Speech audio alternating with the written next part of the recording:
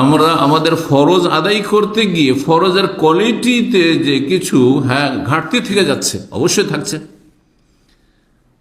পাপ থেকে বেঁচে থাকার ক্ষেত্রে হয়তো বেঁচে থাকছি, কিন্তু ওইভাবে বেঁচে থাকি না যেভাবে বেঁচে থাকা উচিত ছিল, তাতেও কিছু গাফিলতি হচ্ছে। অনেক সময় জায়েজ কাজটা বেশি সময় করে ফেলছেন। আপনাকে কি এই মূল্যবান সময় আল্লাহ হায়াতটা দিয়েছেন এই শুধু বৈধ জায়েজ কাজে সময় কাটাবার জন্য, টাইম পাস করার জন্য? এর চাইতে ভালো কাজ ছিল না?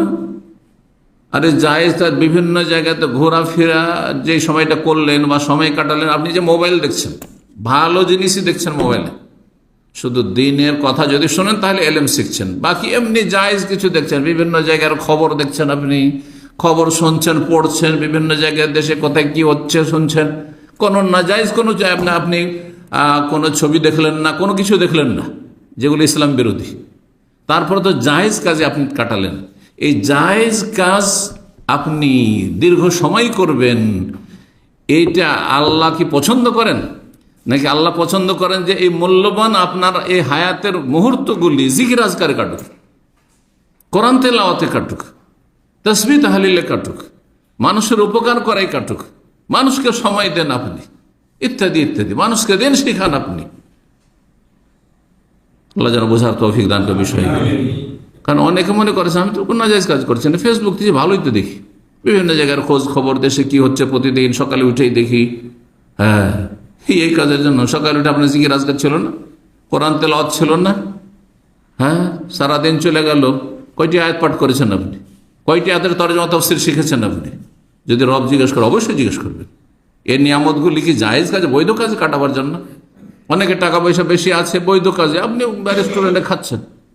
আরে বৈধ কাজে খরচ করার চাইতে আপনার জন্য কি ভালো ছিল যে আল্লাহর নিয়ামতকে আমি গরিব দুঃখী অভাবী আর দিনের কাজে, ইসলামের প্রচার প্রসারে আমি খরচ করব? আপনাকে জবাব দিতে হবে না? এত সহজ বিষয় যে আমার পয়সা আমি তো কোনো নাজায়েজ কাজে খরচ করছি না।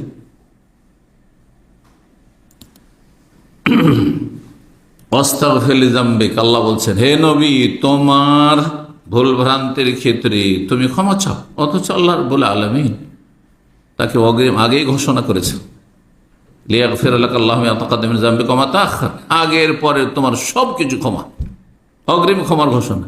তারপর নবী সাল্লাল্লাহু আলাইহি সাল্লাম ভুল থেকে মুক্ত, তারপরে আল্লাহ বলছেন ক্ষমা চাও। তাহলে যতই ভালো মানুষ হন না কেন, কোথায় নবী রসুল সাহাবায়ে কেরাম না, কোনো ওই রকমের ইমামও না, বড় কোনো ইসলামের বড় খাদেমও না, সাধারণ আমার মুসলিম, আমাদের কতটা তবে ইস্তেগফার করা উচিত।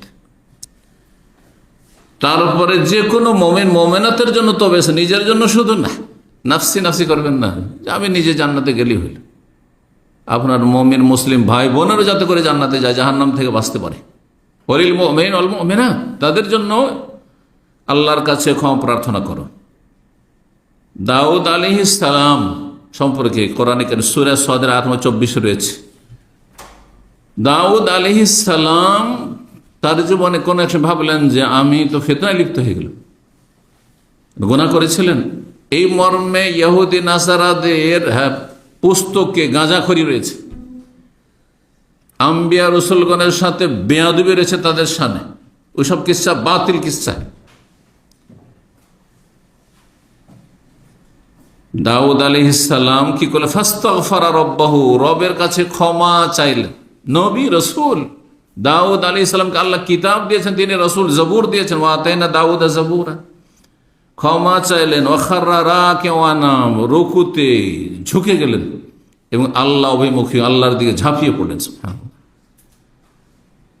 ইউনূস আলাইহিস সালাম এমন কোন গুনাহ ছিল বলেন তো দেখি, যে বিনা হুকুমে তিনি গ্রাম থেকে বেরিয়ে অসন্তুষ্ট হয়ে দীর্ঘদিন ইসলামের দাওয়াত দিয়েছেন এই কাফেরগুলোকে, কেউ ইসলাম কবুল করলো না, নিরাশ হয়ে গেলেন। আপনি আমি একটা বেনামাজিকে একবার ছাড়া দুইবারই হয়তো বলতে যাব না, একবারও বলার হিম্মত হয় না, সাহস হয় না যে চলেন নামাজে যায়, আর দুই তিনবার তো বলতে যাবেন না। বলেছি ভাই, একবার বললে বলে 50 বার বলেছি, এ হচ্ছে অবস্থা। বলছেন না, বিভিন্ন অপরাধ দেখছেন, কত মেহনত পরিশ্রম করেছেন, যখন হেদায়েত হয়নি অসন্তুষ্ট হয়ে তাদের চলে গেছেন, তোমাদের আল্লাহর আযাব আসবে, চললাম। এমন কোনো ভুল না, বাহ্যিক, কিন্তু বড়দের সামান্য কিছু ব্যতিক্রম, সেটা আল্লাহর কাছে ছোট ভুলও বড় ভুল হইতে পারে। এই জন্য ইউনূস আলাইহিস সালাম মাছের পেটে চলে গেলেন, দোয়া করলেন, লা ইলাহা ইল্লা আনতা সুবহানাকা ইন্নী কুনতু মিনাজ জালিমিন। আল্লাহ, আমি জালেম হয়ে গেলাম। আমি কখনো ভাবিও না যে আমি জালেম। কত যে জুলুম, অত্যাচার, গুনহার জুলুম। জুলুম কত প্রকার? কত প্রকার? 3 প্রকার। বড় জুলুম হচ্ছে শিরকের জুলুম, কুফরির জুলুম, নাস্তিকতার জুলুম, মাজার পূজার জুলুম, মূর্তি পূজার জুলুম। কথা বোঝা গেছে? আর দ্বিতীয় জুলুম হচ্ছে জুলমুল ইবাদ, অন্যের উপর জুলুম। আল্লাহর বান্দা অন্যের উপর জুলুম, অত্যাচার, অন্যের হক নষ্ট করা। তৃতীয় জুলুম হচ্ছে জুলম নফস, নিজের উপর জুলুম করা। আদম আলাইহিস সালাম কার ক্ষতি করেছিলেন? কারো জমি জায়গার ফসল খেয়েছিলেন, ফল খেয়েছিলেন? আল্লাহর শুধু নিষেধ করেছে এই গাছের খাবে না, তিনি ভুলে গেছিলেন। আর ওই ইবলিস শয়তানের প্ররোচনায় জানেন না যে ইবলিস শয়তান খুব হিতাকাঙ্ক্ষী ভেবেছেন, আর তারপরে খেয়ে ফেলেছেন। কি দোয়া করেছিলেন তওবার জন্য? রব্বানা যালামনা আনফুসানা, আল্লাহ আমরা জুলম করেছি, আমি আমার স্ত্রী হাওয়া জুলম করেছি নিজের উপর জুলম। তার যে কোনো গুনাহ করেন না কেন আপনি আপনার উপর জুলম করছেন, আপনি আপনার ক্ষতি করছেন। এটা সবসময় মনে রাখতে হবে। যখন এই কথাটি সবসময় স্মরণ থাকবে যে একটি গুনাহ করা মানে কারো ক্ষতি করে, আমার ক্ষতি করলাম। আর নিজের ক্ষতি জ্ঞানী মানুষ কখনো করতে চাইবে, একটা পয়সার ক্ষতি চাইবেন না আপনি। একটা পয়সা পকেট থেকে একটা রিয়াল পড়ে যা কেউ চাইবেন? কখনো চাইবেন না। একটা পয়সা লস হোক ব্যবসা বাণিজ্যে, একটু হোঁচট খান, কেউ চাইবেন দুনিয়াতে? কেউ চান না দুনিয়াতে ক্ষতি, কোনো ক্ষেত্রে ক্ষতি চান না। আর যে কোনো গুনাহ করা মানে নিজের ওপর জুলম করা, নিজের ক্ষতি করা। নিজের ক্ষতি নিজেই করছে যারা গুনাহে লিপ্ত থাকছে। আল্লাহ মাফ করুন, আল্লাহ সংশোধনে তৌফিক দান করুন, গুনাহমুক্ত হওয়ার তৌফিক দান করুন।